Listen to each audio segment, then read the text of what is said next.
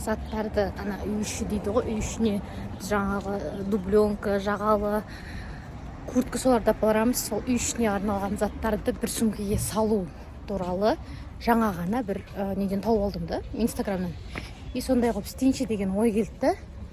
Сосын сондай қылып жасау үшін енді база магазиндерге барсам ондай жоқ екен. Енді арнайы фетр матасын сатып аламын да, сосын тіктіремін соны. Матамамды білмеймін.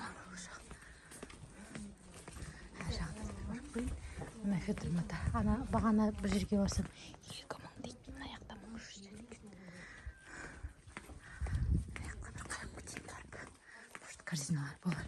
Типа шығарған кезде әдемі болсын деп ойлағам ғой бая.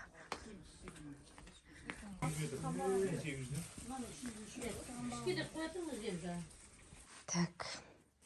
Мынандай қылып тігіп берді. Яғын алмадым екен де ойлам қалдым. Енді қазір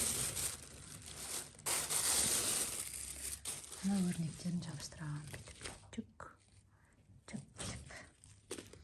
Ағын неге алмадым екен, ойыма келді жоқ.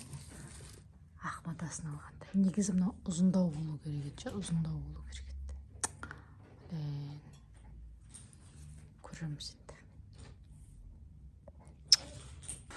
Так.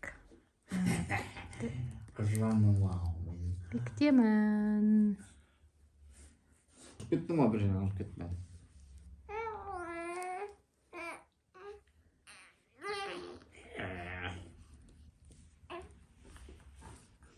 Өстіп утюгпен оюды бектейміз.